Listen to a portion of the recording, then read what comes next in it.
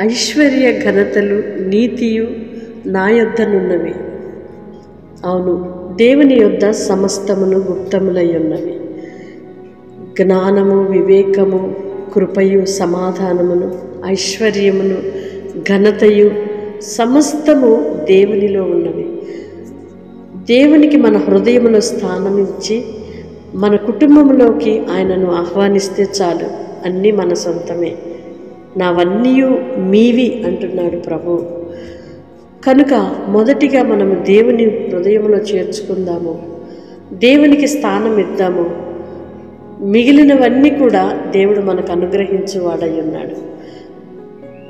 దేవునికి స్థానం ఇవ్వకుండా ఘనత, గౌరవాలు, ఐశ్వర్యమును మన దరికి చేరలేవు. ఎందుకంటే అవన్నీ కూడా దేవుని ఆధీనములో ఉన్నవి. మనమందరము అట్టి దేవుని కృపలో నిలబడి ఆయనను మన హృదయంలో చేర్చుకొని దేవుని వలన అనుగ్రహింపబడే జ్యోతిర్మయుడగు తండ్రి వద్దనున్న సమస్త ఈవులను స్వతంత్రించుకుందుముగాక. ఆమేన్. పరిశుద్ధుడు అయిన దేవా, ప్రేమ కలిగిన తండ్రి, మీకు స్తోత్రాలయ్యా. ఇంతవరకు మీ కృపలో మమ్మలను భద్రపరిచి మరొక నూతన దినాన్ని మా జీవితంలో ఇచ్చారు. ఐశ్వర్యమును, ఘనతను, నీతియు సమస్తము మీరి అందే గుప్తములయ్యుండగా మా హృదయంలో నివసించండి. మీ కార్యం మాలో ప్రారంభించండి. నా తండ్రి, మీ ఈవులతో నింపి నడిపించమని వేడుకుంటున్నా.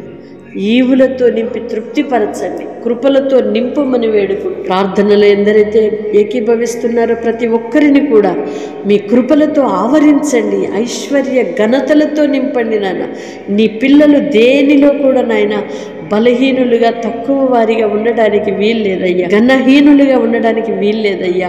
ఐశ్వర్యమును, సమస్తమును, ఆశీర్వాదమును, స్వస్థతయు, నీతియు బిడ్డలకు అనుగ్రహించి మేలుతో నింపి తృప్తిపరచుమని యేసు నామములో ప్రార్థిస్తున్నాను తండ్రి.